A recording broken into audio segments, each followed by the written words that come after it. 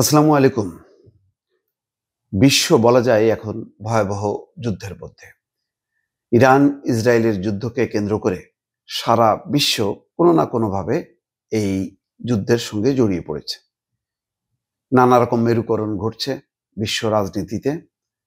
সেখানে চীন রাশিয়ার অবস্থান ইরানের দিকে, অন্যদিকে যুক্তরাষ্ট্র সরাসরিভাবে বলতে গেলে জড়িয়ে পড়েছে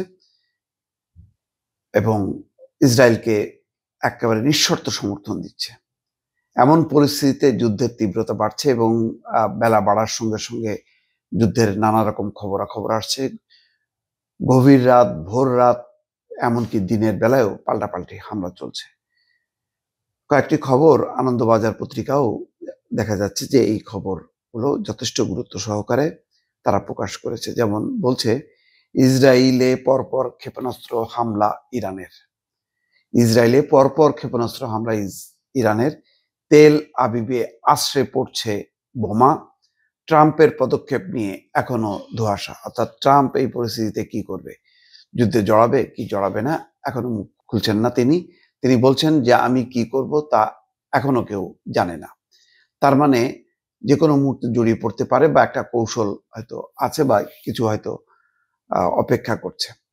খবরে বলা হচ্ছে, ইরানের পরমাণু গবেষণা কেন্দ্রে ফের হামলা চালালো ইসরায়েল বৃহস্পতিবার সকালে, এমনটাই দাবি করেছে তেহরান।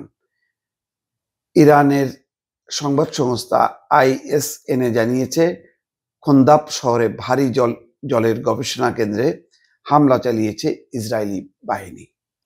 এখানে বলা হচ্ছে যে ইরানের হামলায় অন্তত 65 জন জখম হয়েছেন বলে দাবি ইসরায়েলের জরুরি পরিষেবা বিভাগের। তাদের মধ্যে 18 জন নিরাপদ আশ্রয় খুঁজতে গিয়ে জখম হয়েছেন বলে দাবি করা হচ্ছে। ইরানকে হুঁশিয়ারি নেতানিয়াহুর, ইসরায়েলের হাসপাতালে হামলার মূল্য চোকাতে হবে ইরানকে। বৃহস্পতিবার তেহরানকে এমনটাই হুঁশিয়ারি দিয়েছেন ইসরায়েলের প্রধানমন্ত্রী বেঞ্জামিন নেতানিয়াহু। তিনি বলেন, ইরানের সন্ত্রাসী স্বৈরাচারীরা বেরেশবার সোরোকা হাসপাতালে এবং মধ্য ইসরায়েলের সাধারণ নাগরিকদের বসতি এলাকায় ক্ষেপণাস্ত্র হামলা চালিয়েছে। তেল আবিবে আক্রমণ, এই খবর এসছে। ইসরায়েলের তেল আবিবেও আশ্রয় পড়তে শুরু করেছে ইরানের ক্ষেপণাস্ত্র। CNN জানিয়েছে, তেল আবিবের শহরতলিতে বৃহস্পতিবার সকালে ক্ষেপণাস্ত্র হামলা হয়েছে। বেশ কিছু বহুতল ভবন ক্ষতিগ্রস্ত হয়েছে। তেল আবিবের এক হাসপাতাল কর্তৃপক্ষ জানিয়েছেন অন্তত 10 জনকে জখম অবস্থায় হাসপাতালে নিয়ে যাওয়া হয়েছে। ইসরায়েলের সামরিক দফতরে পর্যন্ত হামলা হয়েছে। সেই খবরে বলা হচ্ছে যে বৃহস্পতিবার সকালে ইসরায়েলি সেনার কমান্ড অ্যান্ড ইন্টেলিজেন্স IDF-C4I সদর দপ্তরে হামলা চালিয়েছে ইরানি বাহিনী। এছাড়া গাভ ইয়ামে ইসরায়েলের সামরিক গোয়েন্দাদের একটি দপ্তরেও হামলা হয়েছে বলে দাবি ইরানি সংবাদ সংস্থার। ইসরায়েলের যে হাসপাতালে হামলা হয়েছে বলে অভিযোগ, সেটির কাছেই এই দপ্তরটি। ইরানের সংবাদ সংস্থার দাবি, হাসপাতালে সামান্যই ক্ষয়ক্ষতি হয়েছে, মূল নিশানা ছিল সামরিক দফতর।